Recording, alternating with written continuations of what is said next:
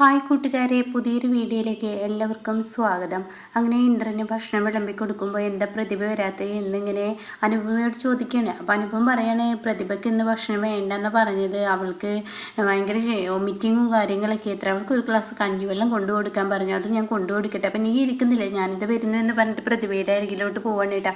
പ്രതിഭ ഇതങ്ങ് കുടിച്ചേന്ന് പറയുന്നുണ്ട്. അപ്പോൾ സമയം പ്രതിഭ അത് വാങ്ങുന്നുണ്ട്, എന്നിട്ട് കുറച്ച് കുടിക്കുകയാണ്. അപ്പോൾ പ്രതിഭ പറയുന്നുണ്ട്, എനിക്കധികം കുടിക്കാൻ വയ്യ ചേച്ചി, എന്തോ എനിക്കത് കുടിക്കുമ്പോൾ വല്ലാത്തൊരു വൊമിറ്റിങ് വരുന്നു, അപ്പോൾ അത് വേണ്ട എന്ന് പറഞ്ഞിട്ട് അവിടെ വെക്കുകയാണ്. അത് ശരി, നിനക്ക് ആവശ്യമുള്ളപ്പോൾ നീ ഇതെടുത്ത് കുടിച്ചോ, അപ്പം നീ ഭക്ഷണം കഴിക്കാൻ വരുന്നില്ല, എനിക്കൊന്നും വേണ്ട, ഞാൻ കുറച്ച് നേരം എടുക്കട്ടെ. ആയിക്കോട്ടെ, കിടന്നോളൂ, ഞാനങ്ങ് പോയിക്കോളാം. പിന്നെ നിനക്ക് എന്ത് ആവശ്യമുണ്ടെങ്കിൽ നീ എന്നെ ഫോണിൽ വിളിക്കണം, ആ സ്പോട്ടിൽ ഞാൻ ഇവിടെ എത്തിക്കോളാം, അത് നീ മറക്കരുത്. ഇതെന്താ നിനക്ക് ഇത്ര ക്ഷീണം എന്ന് അറിയുന്നില്ലല്ലോ എന്നിങ്ങനെ പറയുന്നുണ്ട് കേട്ടോ. ഇതേ സമയം അനുപമ ഇന്ദ്രൻ്റെ അരികിലോട്ട് എത്തിയിരിക്കുകയാണ്. അപ്പോൾ ഇന്ദ്രൻ ചോദിക്കുകയാണ്, എന്താണ് പ്രതിഭയ്ക്ക്? അപ്പോൾ അവൾ കഞ്ഞിവെള്ളം പോലും നേരാവണ്ണം കുടിക്കുന്നില്ല. സത്യം നാളെ വന്നു കഴിഞ്ഞാൽ തീർച്ചയായും ഹോസ്പിറ്റലിൽ ഒന്ന് കൊണ്ടുപോകണം. ഇതിപ്പോൾ ഇങ്ങനെ പോയാൽ വല്ലാത്തൊരു കഷ്ടമാണല്ലോ എന്നൊക്കെ ഇങ്ങനെ പറയണം. ആ സമയം പറയണം, എന്തായാലും സത്യം വരട്ടെ, സത്യം വന്നിട്ട് വേണം ബാക്കിയുള്ളത് ചെയ്യാനെന്നും പറയുന്നുണ്ട് കേട്ടോ. അപ്പോൾ സത്യം ഇനിയിപ്പോൾ വന്നില്ലെങ്കിൽ നമുക്കങ്ങ് കൊണ്ടുപോകാം, അപ്പോൾ നാളത്തെ നമ്മുടെ നടത്തത്തിനോ ഇനിയിപ്പോൾ അമ്മ എന്തൊക്കെയാണ് കണക്ക് കൂട്ടിയിരിക്കുന്നത്. അപ്പോൾ അത് കേട്ടോടെ തന്നെ ഇന്ദ്രൻ പറയണം, അമ്മ എന്ത് കണക്ക് കൂട്ടിയാലും ഒരു മണിക്കൂർ സമയത്തേക്ക് പ്രതിഭയ്ക്ക് വിട്ടുകൊടുത്ത് പ്രതിഭയെ നമ്മൾ ഹോസ്പിറ്റലിൽ കൊണ്ടുപോകേണ്ടത് നമ്മുടെ അത്യാവശ്യമാണ്, അപ്പോൾ അത് ആവശ്യമാണ് എന്നൊക്കെ ഇങ്ങനെ പറയണം. ആയിക്കോട്ടെ, നമുക്കെന്നാൽ പോയി കിടക്കാമെന്നൊക്കെ പറഞ്ഞ് അവർ കിടക്കുകയാണ്. എന്നിട്ട് കാണിക്കുന്ന അനന്തമാഷിനെയാണ്. അനന്തമാഷിന് ഉറക്കം കിട്ടുന്നില്ല, തൻ്റെ മകൾക്ക് ഫോൺ എടുത്ത് വിളിക്കുകയാണ്. അപ്പോൾ ഇവർ ഉറക്കത്തിലോട്ട് പോയിരിക്കുന്നു. അപ്പോൾ ഉടനെ തന്നെ അനുപമ അങ്ങനെ പതിയെ എണീറ്റ് ഫോൺ എടുക്കുകയാണ്. അച്ഛനാണല്ലോ എന്നും പറഞ്ഞിട്ടാണ് ഫോൺ എടുക്കുന്നത്. അപ്പോൾ ഈ സമയം അനന്തമാഷ് പറയാണ്, മക്കളെ നിങ്ങൾ ഉറങ്ങിയിരുന്നോ? ഇല്ല, ഞങ്ങൾ ഉറങ്ങില്ല, കിടന്നതേ ഉള്ളൂ. എന്തായാലും ഈ അച്ഛൻ ഈ അർദ്ധരാത്രി വിളിച്ച് ബുദ്ധിമുട്ടിച്ച വലിയ സങ്കടമുണ്ട്. അപ്പോൾ എന്താ അച്ഛൻ ഈ നേരത്തെന്ന് ചോദിക്കുമ്പോൾ തന്നെ പറയാണ്, എനിക്ക് വിഷമമുണ്ട്, നിങ്ങൾ വിളിച്ചില്ലല്ലോ, എന്താണ് അവിടെ സംഭവിച്ചത്, എന്തോ മനസ്സിനൊരു അലട്ടൽ, എന്തൊക്കെയോ ചിന്തകൾ മനസ്സിൽ കയറി വരുന്നു, അതുകൊണ്ട് ഇനി ഒന്ന് വിളിക്കണം തോന്നി, അതുകൊണ്ട് അച്ഛൻ വിളിച്ചതെന്നൊക്കെ പറയണേ. അപ്പോൾ ഉടൻ തന്നെ അനുഭവം പറയണേ, ഇല്ല ഇവിടെ കുഴപ്പമൊന്നുമില്ല, അമ്മ എൻ്റെ കൂടെ പ്രചരണത്തിന് ഇറങ്ങിയിരുന്നു, എന്നിപ്പോൾ അത്യാവശ്യം അവിടേക്ക് കയറി ഇറങ്ങിയപ്പോൾ ആളുകളൊക്കെ ഒരുപാട് വോട്ട് ചെയ്യാമെന്ന് പറയുന്നുണ്ട്. ഇപ്പം ഇത്തവണ ഇലക്ഷൻ ഞാൻ ജയിക്കുന്ന തോന്നുന്നത് എന്നൊക്കെ ഇങ്ങനെ പറയുമ്പോൾ ഉടൻ തന്നെ മാഷ് പറയണ, സുശീല ഇറങ്ങിയിട്ടുണ്ടെങ്കിൽ, ഒരു കാര്യത്തിന് ഇറങ്ങിയിട്ടുണ്ടെങ്കിൽ, അവളെ ജയിപ്പിക്കാൻ ഇറങ്ങിയിട്ടുണ്ടെങ്കിൽ തീർച്ചയായും നീ ജയിച്ചിരിക്കും. അപ്പോൾ അതുകൊണ്ട് ഒരു സമാധാനമുണ്ട്. എന്തായാലും അച്ഛൻ പറഞ്ഞതുപോലെ അവരുമായി ഞാൻ നല്ല നിലക്ക് തന്നെയാണ് അച്ഛൻ പോകുന്നത്, അവരുമായി നല്ല സഹകരിച്ച് പോകുന്നു എന്നൊക്കെ പറയുമ്പോൾ ശരി, അതന്നെയാണ് മക്കളെ വേണ്ടത്, അങ്ങനെ തന്നെ ആവട്ടെ എന്നൊക്കെ അങ്ങനെ പറയാണ് കേട്ടോ. അങ്ങനെ ഈ സമയം ഇന്ദ്രൻ്റെ അടുത്ത് കൊടുക്കാമെന്ന് പറയണം. അപ്പോൾ ഇന്ദ്രൻ പറയണം, അച്ഛൻ്റെ ഉറക്കം ഞങ്ങൾ കളഞ്ഞില്ലേ? അല്ലല്ലോ, ഞാനല്ലേ നിങ്ങളുടെ ഉറക്കം കളഞ്ഞത്, അല്ല അച്ഛനെ വിളിക്കാമെന്ന് പറഞ്ഞ് ഞങ്ങൾ വിളിച്ചില്ലല്ലോ, തെറ്റല്ലേ എന്നൊക്കെ ചോദിക്കുമ്പോൾ ഉടൻ തന്നെ പറയണം, എന്തായാലും നിങ്ങൾ മക്കളെ കുഴപ്പമൊന്നുമില്ലാതെ അവിടെ ഇരിക്കുന്നതെന്ന് അറിഞ്ഞാൽ മാത്രം മതി, അല്ലാത്ത കുഴപ്പങ്ങളൊന്നും ഈ അച്ഛനില്ല, അതുകൊണ്ട് എൻ്റെ ഉറക്കം പോയാലും കുഴപ്പമില്ല. അപ്പോൾ അനു പറയുന്നുണ്ട്, സോറി അച്ഛാ, ഞാൻ വിളിക്കാതിരുന്നത്, ഞാൻ അത്രയും തിരക്കായിരുന്നു, ഇപ്പോഴാണ് ഒന്ന് കൈയും കാലം ഫ്രീ ആയതെന്നൊക്കെ പറയുമ്പോൾ അതൊന്നും കുഴപ്പമില്ല, മക്കൾ സുഖമായിട്ട് ഇരുന്നാൽ മതി എന്ന് പറയാൻ കേട്ടോ. പിന്നീട് അവർ ഉറക്കത്തിലോട്ട് പോവുകയാണ്. എന്നാൽ ഈ സമയം അർദ്ധരാത്രിയായി, 11:30 മണി കഴിഞ്ഞു തുടങ്ങി. അപ്പോൾ സുശീല എങ്ങനെ പതിയെ തലപൊക്കി തുടങ്ങാണ്. അയ്യോ, എന്തോ ഒരു പേടി, തനിക്ക് നേരെ വണ്ണം ഒന്ന് നീറ്റെടുക്കാൻ പോലും പറ്റുന്നില്ല. വിഷത്തിൻ്റെ മുന്നിലോട്ട് പോകുന്നതിനെ കുറിച്ച് ആലോചിച്ചിട്ടാണ് കേട്ടോ സുശീലക്ക് കൈകാലുകൾ വിറക്കുന്നത്. അങ്ങനെ പാത്തും പതുങ്ങിയും പതിയെ ഡോറ് തുറന്നിങ്ങനെ പോവാണ്. ഇതിനിടയ്ക്ക് അനുഭവം പറയുന്നുണ്ട് കേട്ടോ, ഇനിയിപ്പോൾ അമ്മ കഞ്ഞി ബാക്കിയുള്ളത് ഫ്രിഡ്ജിലോട്ട് വെക്കുകയോ കളയുകയൊക്കെ ചെയ്താൽ മതിയായിരുന്നു, അതെന്തിനാ എനിക്ക് പഴങ്കഞ്ഞായി കുടിക്കാനാണ്, വെറുതെ ഇങ്ങനെ ഭക്ഷണം നശിപ്പിക്കാൻ പാടില്ലല്ലോ എന്നും പറയുന്നുണ്ട് കേട്ടോ. അങ്ങനെ സുശീല പതിയെ കിച്ചണിലോട്ട് ചെല്ലുകയാണ്. കിച്ചണിൽ ചെന്ന് ഒരു ബൗളൊക്കെ എടുത്ത് തൻ്റെ പാത്രത്തിലോട്ട് കഞ്ഞിയൊക്കെ ഒഴിക്കുകയാണ്.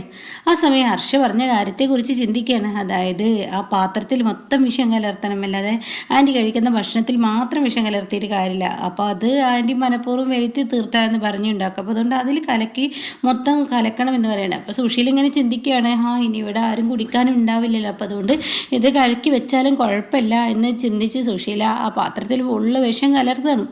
പക്ഷേ പതിവിലും വലിയ ടെൻഷനാണ് കേട്ടോ, തനിക്ക് കഴിയുന്നില്ല. കാരണം ഒരാൾക്കിട്ട് പണിയാൻ നല്ല സുഖമാണ്, പക്ഷേ തനിക്ക് തന്നെ താൻ പണിയുന്നത് ആലോചിക്കുമ്പോൾ അത് ചിന്തിക്കാൻ പോലും കഴിയുന്നില്ല. കൈകാലുകൾ വിറച്ചാകെ ഒരുമാതിരി പരവേശമായിരിക്കുന്നു സുശീലക്ക്.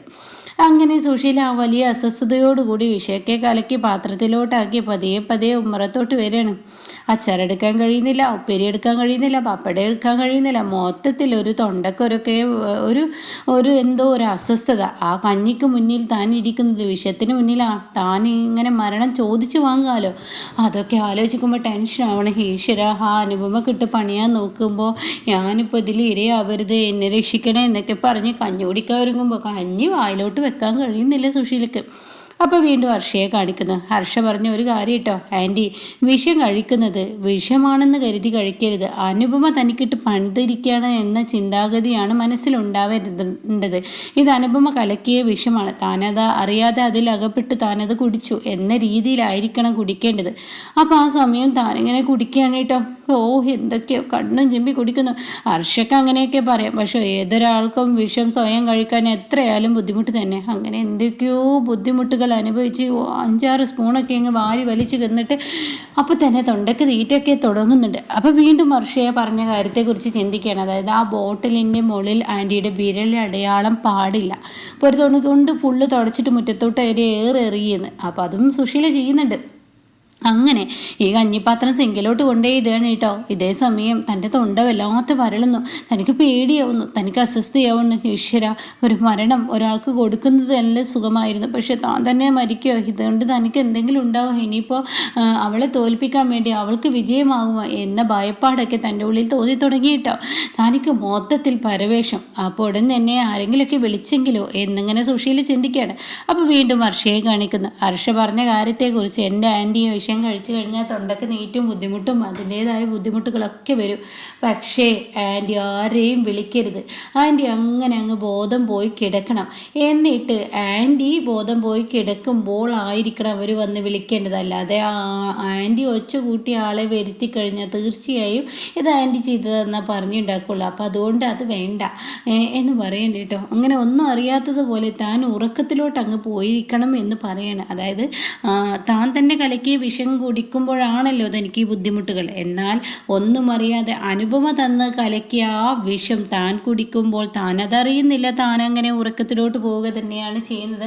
പിന്നീട് അങ്ങ് ബോധം കിടക്കുന്നത് പോലെ കിടക്കണം എന്ന് ഹർഷ പറയുന്ന കേട്ടോ. പക്ഷെ ഇതിലൊക്കെ ഒരു ടെസ്റ്റ് ഉണ്ട്. ഇനിയിപ്പോൾ സംഭവിക്കാൻ പോകുന്നത് വലിയൊരു തന്നെയായിരിക്കും. പ്രതിഭ പോവുകയാണ്. അപ്പോൾ പ്രതിഭയ്ക്കാണ് ഈ കെണിയിൽ വീഴാൻ പോകുന്നത്. എന്നാൽ സുശീലക്ക് അതിലേറെ വലിയ പണിയും കിട്ടുന്നുണ്ട്. സുശീല വലിയൊരു കോമയിലോട്ട്, അതായത് ഹർഷയുടെ ആ ലെവലിലോട്ട് പോകും.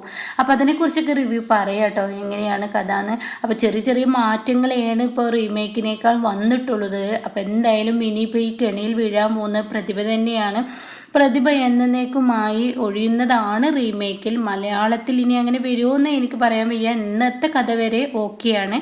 അപ്പോൾ എന്തായാലും ഈ അപ്കമിങ് കഥ വൈകിട്ട് ഞാൻ ഇടാം കേട്ടോ. അപ്പോൾ ആരെങ്കിലും ചാനൽ സബ്സ്ക്രൈബ് ചെയ്യാതെ കാണുന്നുണ്ടെങ്കിൽ നിങ്ങൾ സബ്സ്ക്രൈബ് ചെയ്താൽ നിങ്ങൾക്ക് ഞാനിടുന്ന വീഡിയോയുടെ ആ ഒരു നോട്ടിഫിക്കേഷൻ ലഭിക്കും കേട്ടോ.